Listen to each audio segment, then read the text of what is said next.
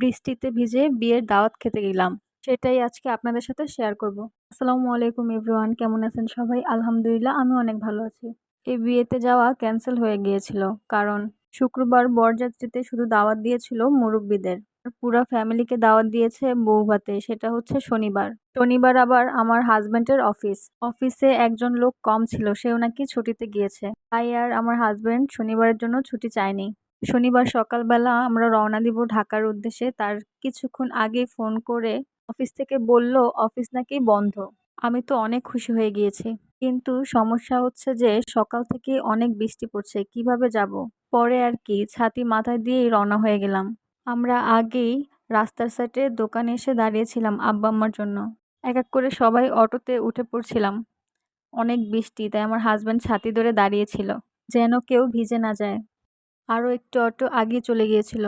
ওই অটোতে আমাদের ফ্যামিলির আরও কিছু মেম্বার ছিল। অটোতে বসে আমি একটু ভিডিও করে নিচ্ছিলাম সবার। বাহিরে এত বৃষ্টি, এই কারণে আমার সাইডের পর্দা লাগিয়ে দিয়েছে। আমার সাইডের পর্দা লাগায়নি, এই কারণে কিছুটা আমিও ভিজে গিয়েছিলাম। টানা বৃষ্টি হওয়ার কারণে রাস্তার অনেক খারাপ অবস্থা। মাঝখানে রাস্তা নিচু হওয়ার কারণে এখানে অনেক পানি জমে গিয়েছিল।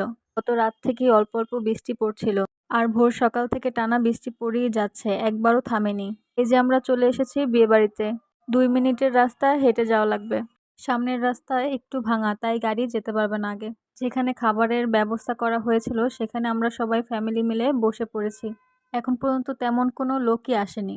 আমাদের আগে আরও 2-1টা ফ্যামিলি এসেছে মাত্র। এদিকে মাশরাফি একটু চশমা পরে ভাপ নিচ্ছিল। মাশরাফি হচ্ছে আমার হাজবেন্ডের 3 নাম্বার ভাইয়ের ছেলে।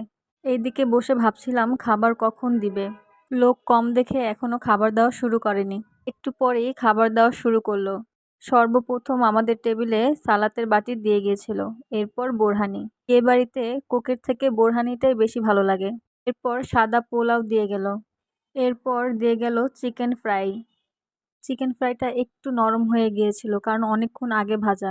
আমি তো খাওয়া শুরু করে দিয়েছি, এতক্ষণে অন্য কিছু নিয়ে আসুক। এরপর দিয়ে দিল চিকেন রোস্টের লেগ পিস। সামনে সবাই খাচ্ছিল, তাই আমার একটু লজ্জা লাগছিল ভিডিও করতে, তাই আমার হাজব্যান্ডকে বললাম আমার একটু ভিডিও করে দাও।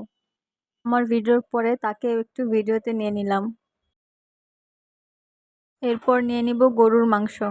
অল্পই নিচ্ছি, খেতে পারলে আবার নেওয়া যাবে। প্রথমে যে পোলাও নিয়েছি সেটাই অল্প রেখে দিয়েছি, আর খেতে পারছিলাম না। এরপর নিয়ে নিলাম জর্দা। আমাদের সবার খাবার শেষ করে এখন উপরে যাচ্ছি বউ দেখার জন্য।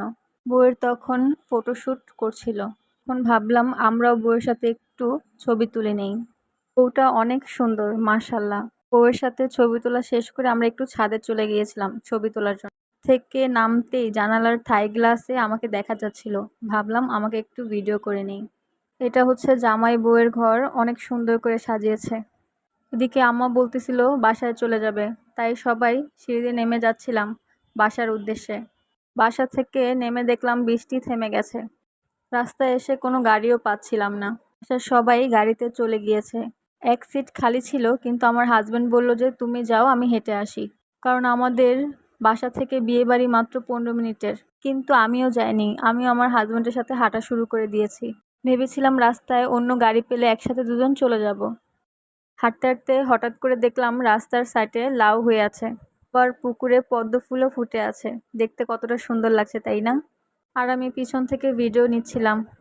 এই যে সেই পানি, যাওয়ার টাইমে যে দেখেছিলাম, গাড়িতে থাকার সময় একটু কম মনে হয়েছিল, কিন্তু সামনাসামনি অনেক বেশি লাগছে। উপর দিয়ে হেঁটে হেঁটে চলে আসলাম, কিন্তু এখানে তো উপর দিয়েও ডুবে গেছে। সামনে গিয়ে দেখলাম আর যাওয়ার রাস্তা নেই। আমি একটু পা দিয়ে দেখছিলাম যাওয়া যাবে কিনা। আমার হাজবেন্ড বলল যে আমি আগে গিয়ে দেখি যাওয়া যায় কিনা, তারপর তুমি আসো। এখানে যাওয়ার রাস্তাটা আছে, একটু নিচা হয়ে গিয়েছে। সে যাওয়ার পরে আমিও পার হয়ে গেলাম।